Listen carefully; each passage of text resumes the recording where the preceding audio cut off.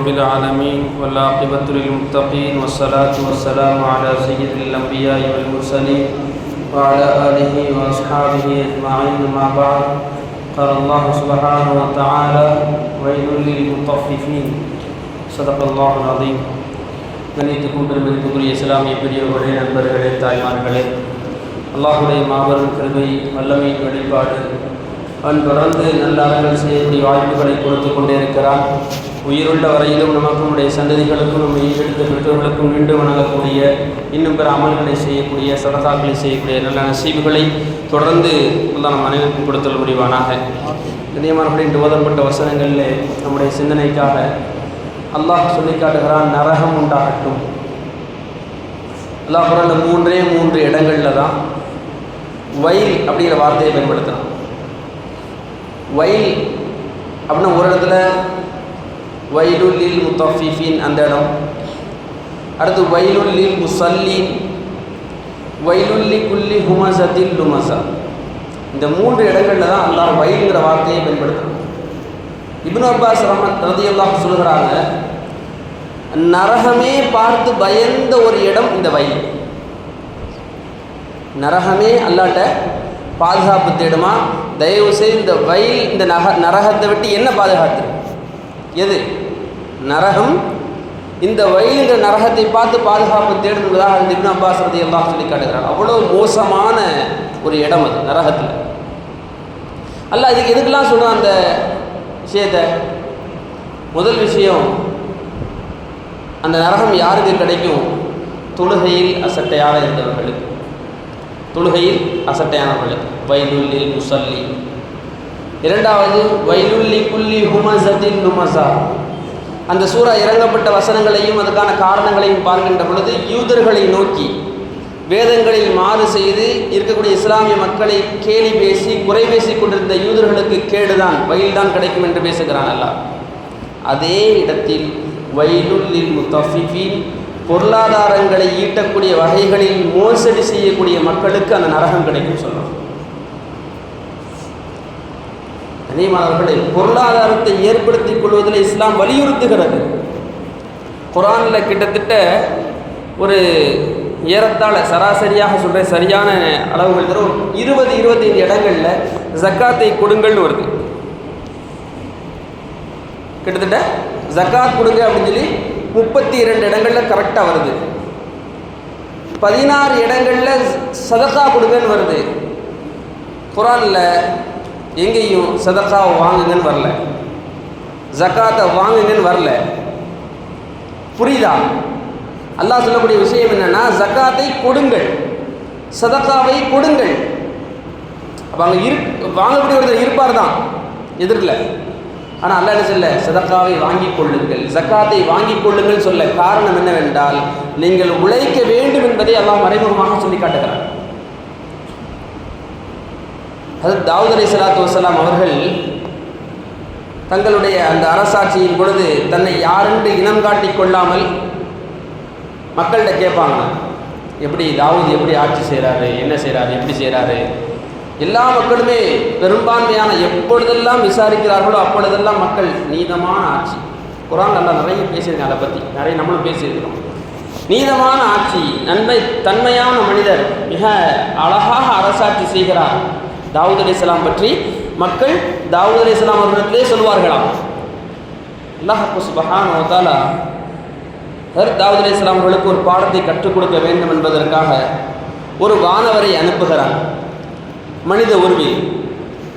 அவர்கிட்ட போய் ஹஜ்ரத் தாவூத் அலைஹிஸ்ஸலாம் கேட்குறாங்க, தாவூத் எப்படி ஆட்சி செய்கிறார்னு சொல்ல. மாஷா அல்லாஹ், அருமையான ஆட்சி, நீதமான ஆட்சி, யாரும் அதில் கஷ்டப்பட்டு விடவே மாட்டார்கள், அவ்வளவு நீதமான ஆட்சி. ஆனால் ஒரே ஒரு விஷயத்தை மாற்றிக்கிட்டாருன்னா கொஞ்சம் நல்லாயிருக்கும். தாவூத் அலைஹிஸ்ஸலாத்து வஸ்ஸலாம் ஒரே ஒரு விஷயம் அதை மாற்றிக்கிட்டாருன்னா கொஞ்சம் நல்லா இருக்கும். தாவூத் அலைஹிஸ்ஸலாம் அவர்களுக்கு மலைப்பின் உச்சகட்டம் நிற்கிறாங்க, மலைச்சு போய் நிற்கிறாங்க. இவ்வளோ நாளாக நல்லா தான் இருக்குதுன்னு சொன்னவங்க, எந்த ஒரு மாற்றமும் இல்லை, அழகான ஆட்சி செய்கிறாரு, எங்கே போனாலும் தாவூதுடைய வறுமை, தாவூதுடைய வருகை தான் எங்களை மறுமலர்ச்சியாக்கியதான் சொன்னாங்களே. இன்னைக்கு ஒருத்தர் குறையெல்லாம் சொல்லலை, தாவூத் ஆட்சியில் குறையெல்லாம் சொல்லலை அலைஹிஸ்ஸலாத்து வஸ்ஸலாம். ஒரு விஷயத்தை தாவூத் அலைஹிஸ்ஸலாம் மாற்றிக்கொண்டால் நல்லா இருக்கும். தாவூத் அலைஹிஸ்ஸலாம் கொஞ்சம் நேரம் கழிச்சு அது என்னன்னு சொல்லுங்க அப்படின்னு. தாவூத் அலைஹிஸ்ஸலாத்து வஸ்ஸலாம் அவர் இந்த அரசர் தன் குடும்ப செலவுக்காக பைத்துல் மாலிலிருந்து பொருள் எடுக்கிறார். அது ஆகமாக்கப்பட்டது தான், அரசர்களுக்கு ஆகமாக்கப்பட்டது தான். பைத்துல் மாலிலிருந்து அரசாட்சி புரிவதற்காக மற்ற காரியங்களை கவனிக்க முடியாது, மற்ற வேலைகளை செய்ய முடியாது, முழுக்க முழுக்க அரசை பார்க்க வேண்டும் என்பதற்காக அரசாங்கம் கொடுப்பது தான் இன்றும் பழமையில் இருக்கிறது. அதை அவர் எடுத்துக்கொள்ளாமல் தானாக ஒரு வருமானம் ஈட்டிக் கொண்டால் நன்றாக இருக்கும் என்பதாக அந்த மலக்கின் வாயிலாக அல்லாஹ் சொல்லி காட்டுகிறான். உடல் உழைப்பை செலவழியுங்கள், வியாபாரம் செய்யுங்கள், தொழிலை பெருக்கிக் கொள்ளுங்கள், அல்லாஹ் மறைமுகமாக சொல்லி காட்டுகிறான். அதற்கு பிறகு அல்லாஹுடைய துவா செய்கிறார்கள், யா அல்லாஹ் நான் ஏதாவது ஒரு தொழில் எனக்கு சொல்லிக் கொடு. அல்லாஹ் சொல்லிக் கொடுக்கிறான், இரும்பை கவசமாக ஆக்கக்கூடிய. இன்னைக்கு இரும்பை போட்டு வளைக்கணும், அதை செய்யணும், இதை செய்யணும். தாவூத் அலைஹிஸ்ஸலாம் அப்படி இல்லை, இரும்பை எடுத்து இப்படி இப்படி பிடிச்சாங்கன்னா பால் மாதிரி ஆயிடும், இப்படி வளைச்சாங்கன்னா அப்படி வளைஞ்சிடும். எப்படியெல்லாம் வளைக்க வேண்டும் என்று இரும்பை நினைக்கிறார்களோ அப்படியெல்லாம் வளைத்துக் கொள்வார்கள். அதற்கு பிறகு அந்த நிகழ்வுக்கு பிறகு தன்னுடைய வருமானத்தை இந்த இரும்பை காட்சி சரி செய்வதில் தான் எடுத்துக்கொண்டார்கள் என்பதாக நாம் வரலாறுகளை பார்க்கிறோம். என்றால் அல்லாஹ் சுப்ஹானஹு வ தஆலா வியாபாரிகள் குறித்து எவ்வளவு கவனமாக இருந்திருக்கிறார்.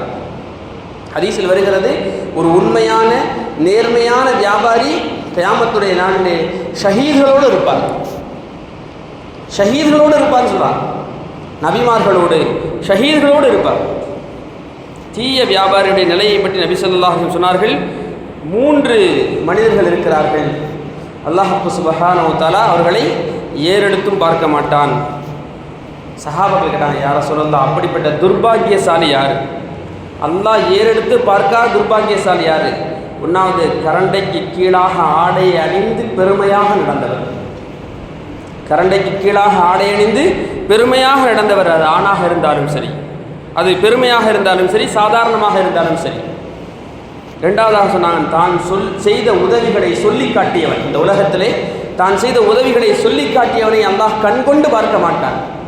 மூணாவதாக, பொய் சத்தியம் சொல்லி வியாபாரம் செய்தவனை அல்லாஹ் சுப்ஹானஹு வ தஆலா பார்க்க மாட்டான் என்பதாக நபி ஸல்லல்லாஹு அலைஹி வஸல்லம் அவர்கள் சொல்லி காட்டினார்கள். அதே போன்று இன்னொரு 3 வகையான மனிதர்களையும் சொல்லி காட்டுகிறார்கள். என்னன்னு சொன்னால், ஒரு மனிதருக்கு வழிபோக்க போகிற வழியில் ரோட்டு மேலே வீடு இருக்குது, பக்கத்தில் கிணறு இருக்குது, அவருக்கு தேவையான ஒரு தண்ணி எடுத்துக்கிட்டாரு, அவருக்கு போதும் தான். வியாபாரிகள் போகிற வழியில் இருக்கக்கூடியவன் யாராவது தண்ணி கேட்டால் கொடுக்கறதில்ல, இந்த மனிதரை அல்லாஹ் பார்க்க மாட்டான், நல்ல கண்கொண்டு பார்க்க மாட்டான். இன்னொரு மனிதர் இருக்கிறார், அவர் என்ன செய்கிறாரு, அரசருக்கு விசுவாசமாக இருக்கிறாரு. எப்போ வரைக்கும்? அரசர் இவருக்கு எல்லாம் கொடுக்குற வரைக்கும். அரசர் கொடுக்கறதை நிப்பாட்டிட்டா அவரை ஏசி பேசுகிறார், இந்த மனிதரையும் அல்லாஹ் கண்கொண்டு பார்க்க மாட்டான். மூன்றாவதாக சொன்னார்கள், அசர் தொழுகைக்கு பிறகு ஒரு மனிதர் வியாபாரத்தை ஆரம்பிக்கிறார். அவர் இப்படி சொல்வாரா, எந்த இறைவன் நம்ம எல்லாம் படைத்தானோ அவன் மீது சத்தியமாக சொல்கிறேன், இந்த பொருள் இவ்வளவுக்கு வாங்கினேன், இந்த பொருள் அல்லாஹ் மீது சத்தியமாக இவ்வளவுக்கு வாங்கினேன். வாங்க வந்தவர் அல்லாஹ் மேலே சத்தியம் பண்ணிட்டார், உண்மையாக தான் இருக்குன்னு சொல்லி அதை வாங்கி கொண்டு செல்கின்ற பொழுது அவர் பொய் சொல்லியிருந்தால் அந்த வியாபாரியையும் அல்லாஹ் என்ன செய்ய மாட்டான், ரஹ்மத்தான கண்கொண்டு பார்க்க மாட்டான் என்பதாக நபி ஸல்லல்லாஹு அலைஹி வஸல்லம் ஹதீஸிலே சொல்லி காட்டுகிறார்கள். ஆகவே வியாபாரம் செய்யக்கூடிய நாம் அதை ஹலால் ஹராம்களை கம்பல்சரியாக கவனமாக பார்க்க வேண்டும். ஏன்னு சொன்னால், சஅத் இப்னு அபீ வக்காஸ் ரலியல்லாஹு தஆலா நபியிடம் வந்து கேட்கிறார்கள், யா ரசூலல்லாஹ், என்னுடைய துஆக்கள் எல்லாம் அங்கீகரிக்கப்பட வேண்டும் என்றால் நான் என்ன செய்ய வேண்டும்? சொன்னார்கள், உங்களுடைய வியாபாரங்களில் ஹலால் ஹராமை பேணிக்கொள்ளுங்கள். ஹதீஸில் வருகிறது, உங்களுடைய வியாபாரங்களில் ஹலால் ஹரால் பேரப்படாமல் ஒரு ஆடையை அணிந்து நீங்கள் தொழுவீர்கள் என்றால் உங்களுடைய தொழுகை ஏற்றுக்கொள்ளப்பட மாட்டாது. அந்த ஹலால் ஹராம் பார்க்காமல் நீங்கள் அந்த ஆடை உங்களிடம் இருக்கின்ற காலமெல்லாம் உங்களுடைய தொழுகை ஏற்றுக்கொள்ளப்படாது. அந்த ஹலால் ஹராம் பார்க்காமல் ஏற்படுத்தப்பட்ட சம்பாத்தியங்கள் இருக்கும் காலமெல்லாம் உங்களுடைய துஆக்கள் ஏற்றுக்கொள்ளப்பட மாட்டாது. ஹதீஸில் வருகிறது, சிர்ரி சித்தி ரஹ்மத்துல்லாஹி என்று சொல்லப்படக்கூடிய மிகப்பெரிய ஒரு ஞானவாணி இருந்தார். ஒரு விளக்கை வாங்குகிறார், 60 திர்ஹங்கள் கொடுத்து ஒரு விளக்கு வாங்குகிறார். ஒரு 3 ரூபாய் லாபம் வைத்து 63 ரூபாய்க்கு நான் விற்கணும்னு எழுதி வச்சுருக்கிறார். கொஞ்சம் காலமாச்சு, வியாபாரம் ஆகவே இல்லை. அப்புறம் கொஞ்சம் காலமாச்சு, அந்த விளக்குக்கு டிமாண்ட் ஆகிடுச்சு. இப்போ மார்க்கெட் ரேட்டு 70 ரூபா ஆகிடுச்சு. வாங்க வந்தவர் சொல்றாரு, இந்த விளக்கு எவ்வளவு? 63 ரூபா. இல்லை, வெளியே மார்க்கெட்டில் 70 ரூபா தான் நான் கேள்விப்பட்டேன், போய் அங்கே போய் வாங்கிக்கிங்க. நான் 63 ரூபாய்க்கு தான் விற்பேன், எனக்கு இவ்வளோ லாபம் போதும். நான் 60 ரூபாய்க்கு வாங்கினேன், 3 ரூபா லாபம், அப்பவும் 63 ரூபா தான், இப்பவும் 63 ரூபா தான், எனக்கு அதுக்கு மேலே வேண்டாம். இல்லை மார்க்கெட் மேலே 70 ரூபா, போய் வாங்கிக்கிங்கிறேன். சிறு சித்தி ரஹ்மத்துல்லாஹி சொல்கிறார், 63 ரூபாய்க்கு 1 ரூபா கூட வாங்க மாட்டேன். வாங்க வந்தவர் சொல்றாரு, 70 ரூபாய்க்கு குறைஞ்சி ஒரு முக்மீன்கிட்ட நான் பொய்யா வியாபாரம் செய்ய மாட்டேன். கண்ணியமானவர்கள், நம்முடைய முன்னவர்கள், நமக்கு முந்தைய காலத்தில் வாழ்ந்தவருடைய வியாபாரங்களை பாருங்கள். எந்த ஒரு முஸ்லீமையும் ஏமாற்றி விடக்கூடாது, அதிக லாபம் விற்றுக்க கூடாது அப்படின்னு சொல்லி ஒருத்தர், ஒரு முக்மீனை கம்மியான லாபம் பார்த்து நான் விற்க விட மாட்டேன்னு சொல்லி ஒருத்தர். கண்ணியமானவருடைய வரலாற்றில் எழுதப்படுகிறது, அந்த விளக்கு விற்கப்படவும் இல்லை, வாங்கப்படவும் இல்லை. நான் 70 ரூபாய்க்கு குறைஞ்சி வாங்க மாட்டேன், போயிட்டு வாங்க. 63 ரூபாய்க்கு குறைஞ்சி அதிகமாக நான் விற்க மாட்டேன். அந்த விளக்கு விற்கப்படவே இல்லை.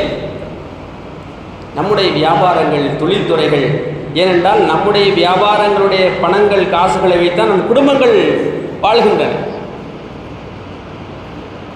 அப்போ நம் ஒரு ஹராமான ஒரு வியாபாரத்தை நாம் செய்து அதிலிருந்து பொருள் ஈட்டி கொண்டு வந்து நாம் வீட்டிற்கு கொடுத்து அதிலிருந்து நம்முடைய பிள்ளைகளும், நம்முடைய மனைவி மக்களும், நம்முடைய தாய் தந்தைகளும் சாப்பிடுவார்களே, ஆனால் எல்லாருடைய அமல்களும் நாம் யோசனைக்குரிய விஷயம்தான். ஆகவே நம்முடைய வியாபாரங்களில் ஹலால் ஹராம் குறித்து மிக தெளிவான சிந்தனைகளோடு நாம் உஸ்தாதுமார்கள்ட்ட அணுகி, இந்த வியாபாரம் நான் செய்ய போகிறேன், இப்படி செய்ய போகிறேன், இது ஹலாலா ஹராமா. பல வியாபாரங்கள் இன்று ஹலாலா ஹராமான்னு தெரியாமலேயே வியாபாரம் செய்யப்படுகிறது. இன்னும் சொல்ல போனால் சில நேரங்களில் இப்படி வந்து கேட்குறாங்க, நான் இப்படி செஞ்சுட்டேன், இது ஹலாலா? எப்படி? நான் இப்படி வியாபாரம் செஞ்சுட்டேன், இது ஹலாலா ஹராமான்னு கூட கேட்கல, இது ஹலால் தானே, இது எப்படி ஹலால் ஆக்கலாம்?